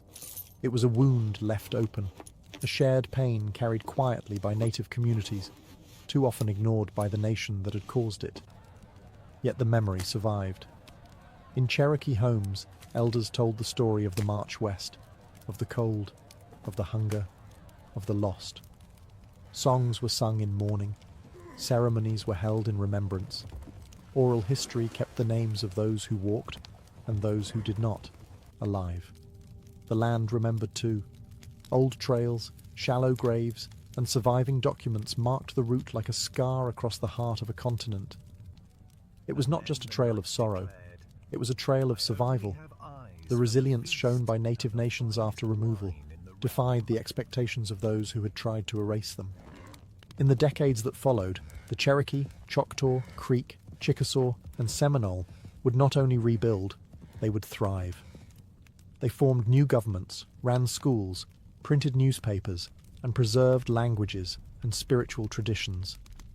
Against the odds, they endured. Still, the silence from outside their communities remained. Not until the late 20th century did wider America begin to reckon, even faintly, with the tragedy of the Trail of Tears. Activists and tribal leaders worked to reinsert the story into national memory. Memorials were erected. Commemorative trails were marked. School curriculums were slowly updated. The phrase Trail of Tears became a recognized term, not just among historians, but in the national consciousness. But acknowledgement is not the same as justice. The effects of removal are still felt. The disconnection from ancestral lands, the historical trauma, and the legacy of broken promises continue to shape the realities of native communities today. Yet through every hardship, the strength of these nations endures. The same spirit that guided them through forests, across rivers, and into exile still lives on in language revival programs, cultural preservation efforts, and the stories told around fires and kitchen tables. The Trail of Tears is not just about what was lost, it's about what was carried forward. Faith, memory, and the unyielding will to survive. Today, the Trail of Tears is remembered not only as a historical event, but as a living memory, a reminder of injustice, of resilience, and of the strength it takes to carry a people forward when the world turns against them.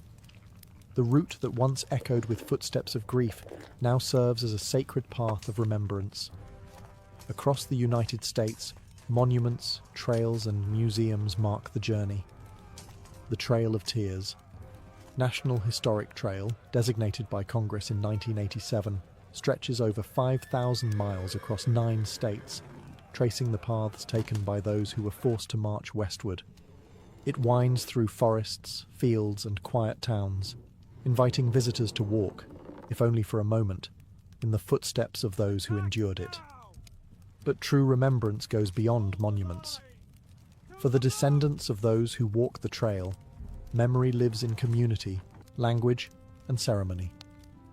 Tribal nations continue to honor their ancestors through annual memorial rides, storytelling gatherings, and language revitalization programs. What was once a story nearly silenced is now reclaimed and spoken with pride.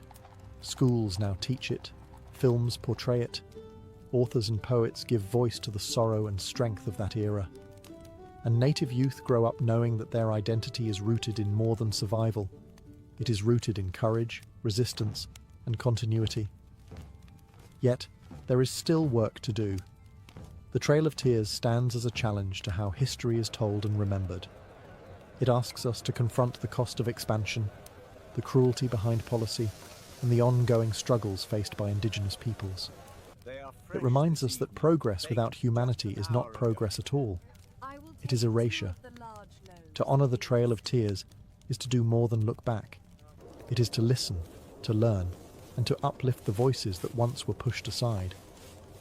It is to recognize that the story of America is incomplete without its native nations, not just in the past, but in the present, and in every chapter yet to come. And so we remember, not just with sorrow, but with deep respect. Because even in the face of betrayal and exile, the people walked forward, and they did not vanish. They endured.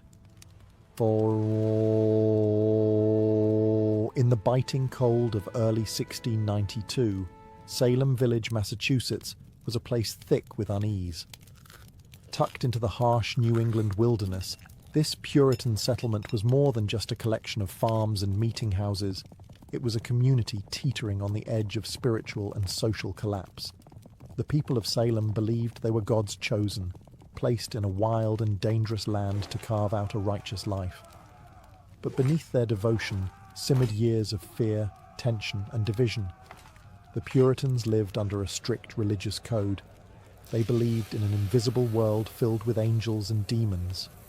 The devil, they were taught, was not a metaphor, but a real and active force. Witches, they believed, could sign the devil's book, casting spells and corrupting the innocent. To question this was to question Scripture. To doubt a minister was to challenge God. And Salem had no shortage of spiritual pressure.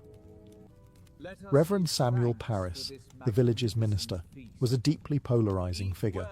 Harsh, suspicious, and often paranoid, he saw signs of sin everywhere. His sermons thundered with warnings of damnation and the devil's work. He divided the congregation with his fire and brimstone preaching, creating deep rifts among neighbors and families. Beyond the pulpit, Salem faced economic and political strain.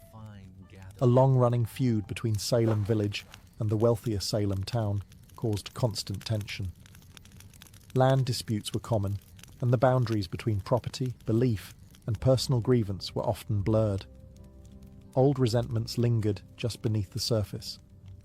To make matters worse, the surrounding wilderness was a source of terror. The memory of brutal Native American attacks during King Philip's War was still fresh. Crops had failed the year before. Smallpox had swept through the region. In the Puritan mind, these disasters were not chance, they were punishment for hidden sins. It was in this atmosphere of religious anxiety, political rivalry, and survivalist dread that a group of young girls would begin to act strangely.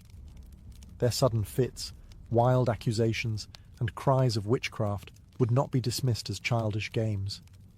Not here, not in Salem, because in Salem, the devil was real. And in 1692, the villagers believed he had come to visit. It began, as many tragedies do, with children. In January of 1692, two young girls in Salem village, 9-year-old Betty Paris and her 11-year-old cousin Abigail Williams, began to behave in alarming ways. They screamed, thrashed, and contorted their bodies into unnatural positions. They barked like dogs, hurled objects, and spoke in gibberish. When reprimanded, they wailed in pain and claimed they were being pinched or pricked by invisible forces.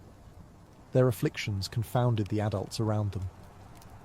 Reverend Samuel Paris, Betty's father, initially saw the behaviour as disturbing, but perhaps curable. A local doctor, William Griggs, examined the girls and gave a chilling diagnosis. They were under an evil hand. In a deeply religious and superstitious community like Salem, that meant only one thing: witchcraft. Soon, other girls began to display the same symptoms. Anne Putnam Jr., Mercy Lewis, Mary Walcott, and Elizabeth Hubbard joined the afflicted circle. Their fits escalated, drawing the attention of the entire village. These girls were not from the fringes of society. They were daughters of prominent families, respected members of the Puritan order. That gave their words weight. When pressed to name the cause of their suffering, the girls did something that would change the fate of the entire colony. They pointed fingers. The first to be accused was Tituba, an enslaved woman of Caribbean origin in the Paris household. She was a convenient target, foreign, non-white, and associated with stories and rituals that seemed exotic and suspect to Puritan eyes. Alongside her, the girls named two other local women: Sarah Good, a poor and often homeless beggar, and Sarah Osborne, who had scandalized the community by refusing to attend church and marrying her servant. 3 women, each vulnerable in different ways, were suddenly the focus of an entire town's suspicion. They were arrested and jailed. For the villagers, this was a spiritual emergency. If witches walked among them, they had to be identified and purged. What had begun as an unexplained illness in a single household now spiraled into full-blown panic. And as the accusations spread, no one, not neighbours, not friends, not even family, would be safe from suspicion. Salem had opened the door to fear, and it would not be easily closed. In the early months of 1692, as more villagers fell into hysterics and more names were whispered in fear, Salem's courts began relying on a kind of evidence never before used in any English-speaking legal system: spectral evidence. It would become the most controversial and damning tool of the trials, and the most dangerous. Spectral evidence was based on the belief that a witch could send her spirit, or spectre, to torment victims from afar. The afflicted girls would scream in court, claiming to see the accused person's ghost pinching, choking, or stabbing them, while the accused stood silently in front of them, often in disbelief. To the Puritan mind, this wasn't imagination or performance. It was considered valid proof of a pact with the devil. When the accused denied their guilt, they were accused of lying. And when they stayed silent, that too was seen as an admission of guilt. Those who confessed, however, were often spared execution, especially if they named other witches. This perverse incentive caused a wave of coerced confessions. Tituba, the enslaved woman accused first, confessed under pressure. She claimed that a tall man from Boston, clearly meant to suggest the devil, had visited her and promised her freedom if she served him. She described strange creatures, flying spirits, and even said she had seen a witch's book filled with signatures, implying that others in the village had also made deals with Satan. Her testimony was graphic, theatrical, and terrifying. Whether Tituba's confession was strategic, survival-driven, or partly imagined remains debated. But it had a powerful effect. It validated the girl's accusations and stoked public fear. If witches were real, and if they moved unseen, then anyone could be guilty. Soon, more confessions followed. Some extracted under duress, others offered in hope of mercy. Those who refused to confess were often treated more harshly than those who admitted guilt. The line between truth and fantasy vanished in the candle-lit courtrooms.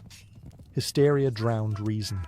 Ministers urged caution, but too often their voices were ignored. Jails filled with the accused, farmers, midwives, churchgoers, even children. The foundations of justice in Salem were crumbling. A town once governed by scripture and order now answered to visions, screams, and shadows. And still, the accusations grew. By the spring of 1692, the accusations had overwhelmed Salem's jails. What began as a local disturbance had spread into a full-blown judicial crisis, with more than 100 people imprisoned and the colony struggling to process the chaos. In response, Massachusetts Governor William Phips established a special court, the Court of Oyer and Terminer, meaning to hear and determine, specifically to handle the witchcraft cases. The court convened in Salem town, and its judges included respected men like William Stoughton, Samuel Sewall, and John Hathorne. But even their experience and stature couldn't shield the proceedings from hysteria. The rules of evidence bent to fear. Spectral evidence was accepted. Hearsay was common, and doubt, even skepticism, was considered dangerous. The first to be formally tried and executed was Bridget Bishop, a woman long suspected by neighbours of being unruly and outspoken. She wore bright clothing, ran a tavern, and had been accused of witchcraft years before, making her a perfect scapegoat. During her trial in June, the afflicted girls claimed to see her spectre pinching and mocking them in the courtroom. When she denied all charges, her resistance was taken as proof of guilt. Bridget was convicted swiftly and hanged on June 10th, 1692. She would not be the last. With her death, the machinery of accusation, trial, and execution accelerated. Week by week, more prisoners were brought before the judges. Some were pillars of their communities, church members, midwives, landowners. Others were beggars, widows, or former servants. What united them was not guilt, but suspicion, and in many cases, the misfortune of being disliked, envied, or simply misunderstood. The accused stood before a court where they had little hope. Their fate often depended on the theatrics of their accusers or the political winds of the day. Those who confessed and accused others were usually spared. Those who maintained innocence were more likely to be hanged. Fear fueled everything. Families turned on each other. Neighbours testified to save themselves. Ministers cautioned restraint, but their voices were drowned out by cries for purification. And overhead, a gallows was built on Proctor's Ledge, just outside Salem. It waited in silence as the town below fed it names, one trial at a time. By the height of the summer of 1692, Salem was no longer a town. It was a furnace, burning with fear, accusation, and righteous fury. The witch trials had moved beyond Salem village and Salem town, spreading like wildfire across neighbouring communities. Ipswich, Andover, Gloucester, and others were soon gripped by the same fever. Accusations multiplied, jails overflowed, no one was safe. The accused came from all walks of life. Some were outsiders, beggars, former slaves, women without families. Others were deeply rooted in the community, church deacons, wealthy farmers, and even former accusers. Once the machinery of suspicion began to churn, it spared no one. Families were torn apart. Husbands and wives accused one another. Children testified against parents. Friends betrayed friends. Even those who questioned the legitimacy of the trials became targets. To doubt the existence of witches was, in the minds of some, to align with them. Nowhere was this madness more visible than in the behaviour of the afflicted girls. During court proceedings, they cried out in pain, claimed to see spectral animals, mimicked the accused, and fainted in unison. Their performance became central to the prosecution's case, regardless of how implausible or theatrical it seemed. The court took their suffering as proof, their screams as divine evidence. By the end of summer, more than 150 people had been arrested, and the executions continued. Sarah Good, a homeless woman, was hanged in July after refusing to confess. Her defiance was seen not as strength, but as rebellion against God. Rebecca Nurse, a respected grandmother and member of the Salem Church, was executed despite widespread protest. Her conviction sent a chilling message. Even the most pious were not beyond suspicion. And yet the accusations did not slow. Children as young as 5 were jailed. A minister's wife was accused. Entire families were locked in cells. The colony had lost its grip on reason, consumed by the very evil it sought to destroy. Fear was now Salem's true ruler, shaping justice, warping memory, and silencing dissent. What began as a handful of strange afflictions had become something far more terrifying, a society devouring itself, one accusation at a time. As summer gave way to autumn in 1692, the Salem witch trials reached their darkest depths. The gallows on Proctor's Ledge became a grim fixture on the horizon, a place of ritual execution where cries for mercy were swallowed by the silence of final judgment. The executions were public, meant to serve as warnings. Entire communities gathered to watch. Some came in solemn fear. Others, disturbingly, treated them as spectacles. One by one, the convicted were led to the scaffold, bound and praying, until the trapdoors dropped and another life ended in the name of righteousness. In total, 19 people were hanged as witches, 14 women and 5 men. All maintained their innocence. Many died with prayers on their lips, or psalms recited through trembling voices. None of them received proper burials. As convicted witches, their bodies were denied church cemeteries. Some were buried in shallow, unmarked graves. Others were reclaimed secretly by family under cover of night. But the most gruesome death was not on the gallows. Giles Corey, an 81-year-old farmer, and the husband of accused witch Martha Corey, refused to enter a plea at his trial. By refusing to speak, he hoped to prevent his land from being seized by the state. In response, authorities ordered pressing, a brutal and rare form of punishment. Giles was stripped, laid on the ground, and slowly crushed beneath heavy stones. For 2 days, he endured the torture in silence. His last words, according to legend, were chillingly defiant. More weight. He died without ever entering a plea. His resistance made him a tragic symbol of the injustice that had overtaken Salem. Inside the jails, those not yet executed faced horrific conditions. Pregnant women gave birth in filthy cells. The sick died of neglect. Families had to pay for their own food and chains, and some remained imprisoned for months after the trials ended.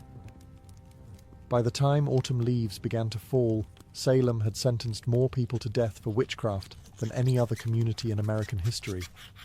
What had begun as whispers had ended in blood. And though the executions would soon cease, the damage to Salem's soul had already been done.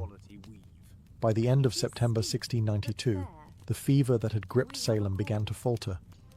The turning point came not from the courts or the clergy, but from a growing sense of unease, a recognition, too long delayed, that something had gone terribly wrong. Doubt crept in quietly. It started when respected citizens, like Rebecca Nurse and John Proctor, were hanged. If such devout, upright people could be witches, who could be trusted? When Martha Corey, a strong-willed churchgoer and even the wife of the colony's former governor, Lady Mary Phipps, were accused, the trials began to eat into the upper ranks of society. The hysteria no longer threatened just the marginalized. It threatened everyone. Reverend Increase Mather, a prominent Puritan minister and father of the influential Cotton Mather, delivered a powerful sermon against the use of spectral evidence, the very foundation of many convictions. In his words, "It is better that 10 suspected witches should escape than one innocent person be condemned." It was a radical reversal in tone and a quiet indictment of the court's methods.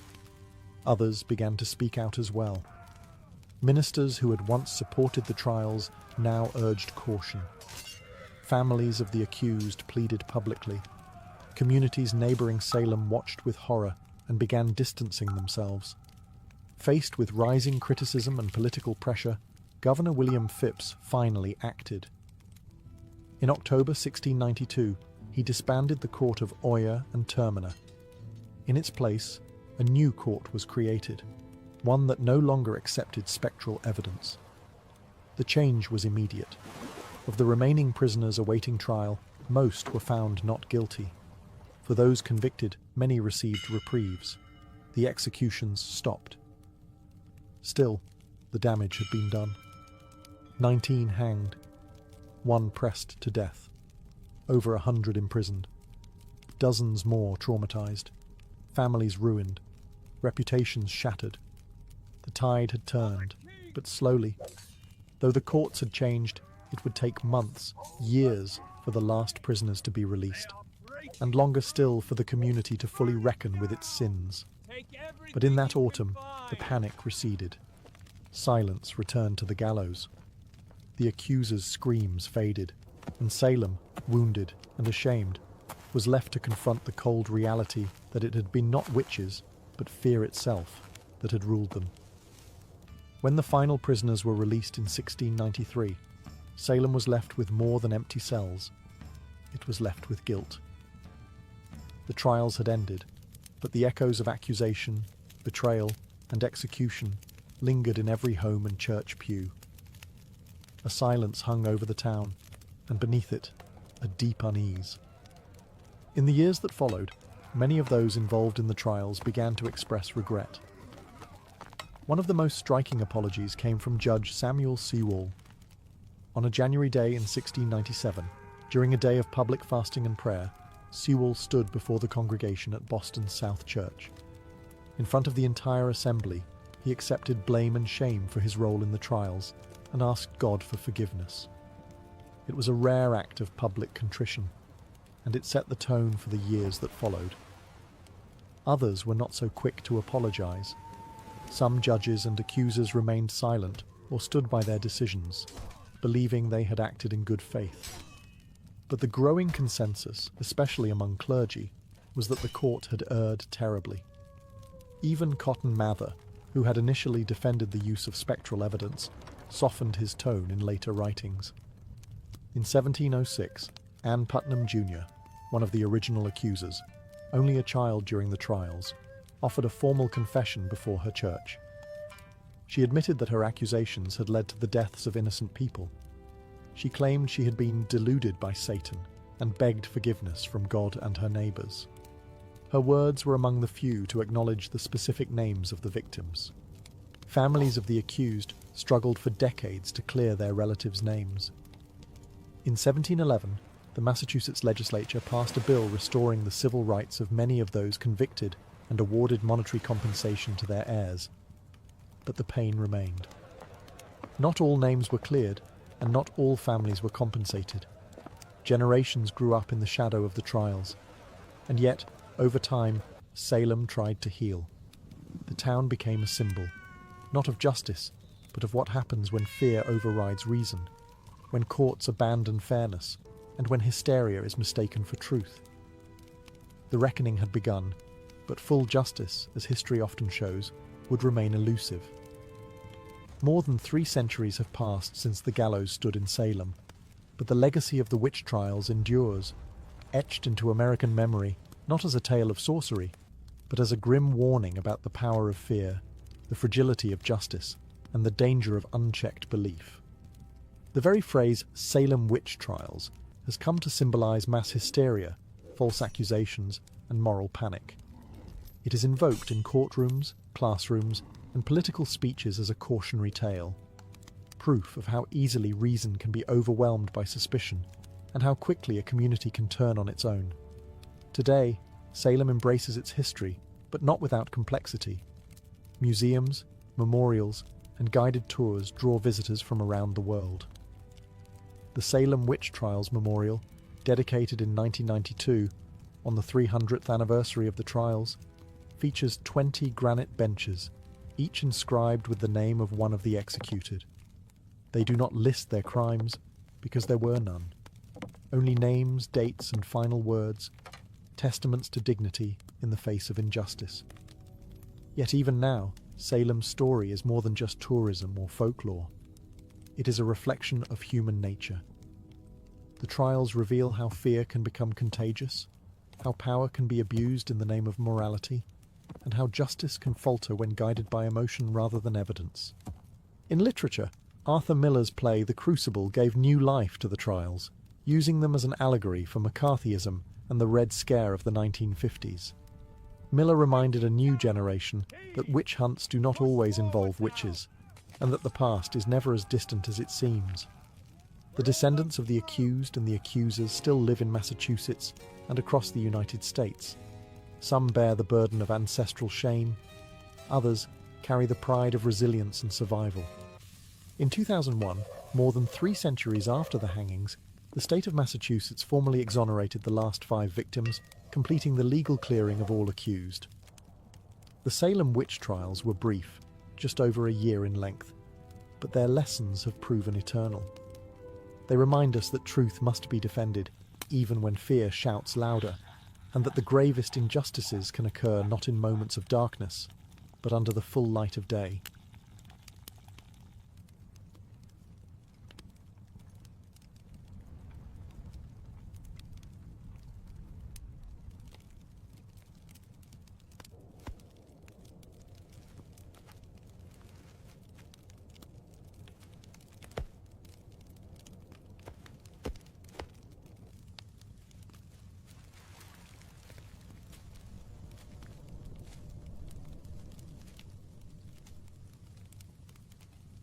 If we do not act now, the alliance will surely crumble. I implore you, heed my warning before it is too late.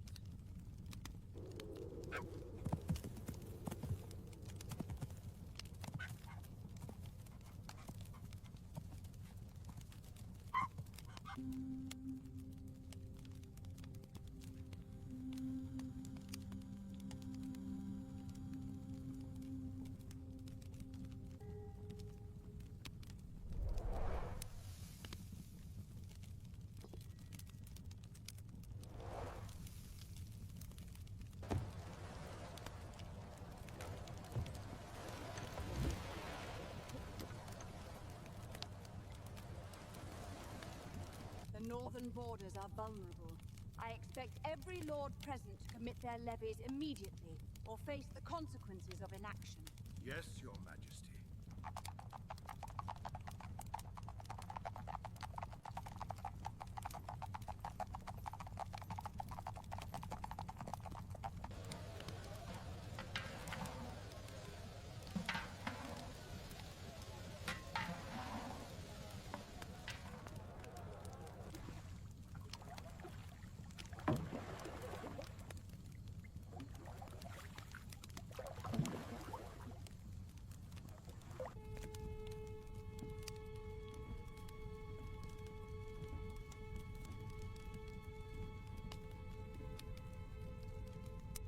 We must proceed through the northern pass before the snows deepen. Prepare the men for departure at once.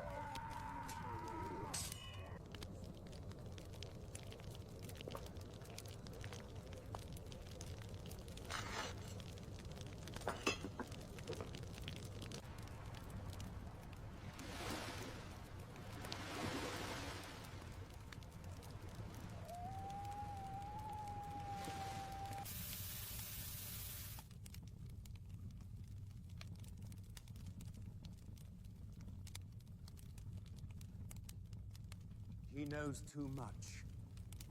We must act before the Senate convenes. But how? The guards are everywhere.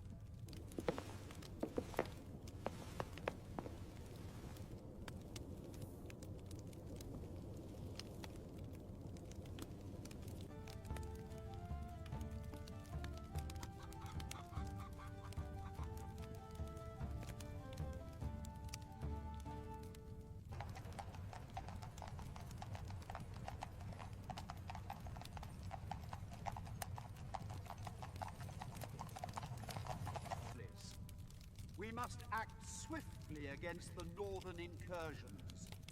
The Treasury will provide the necessary funds immediately.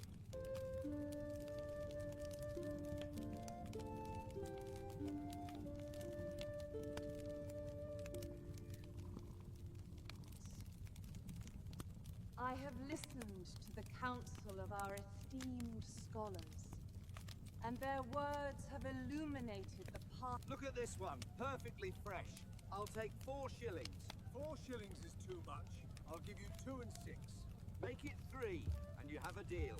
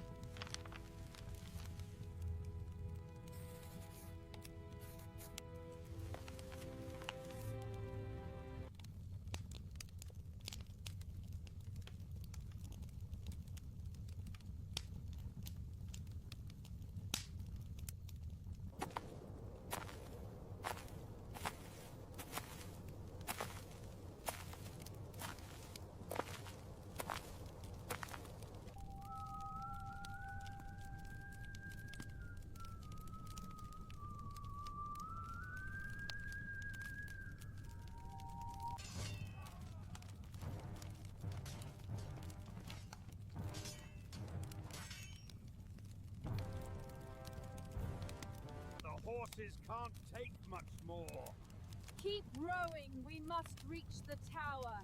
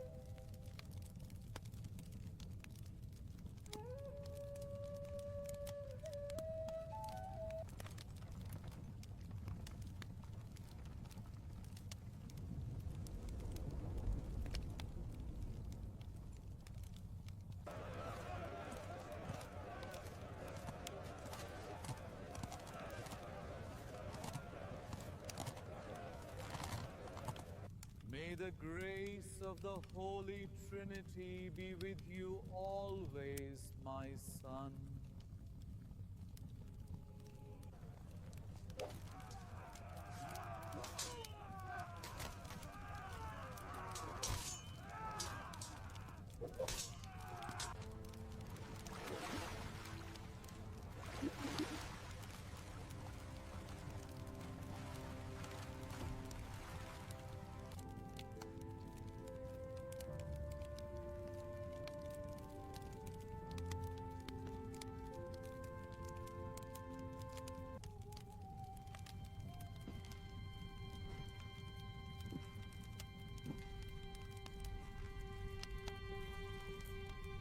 We offer this sacrifice to the mighty gods, that they might look favorably upon our city and grant us victory in the coming days.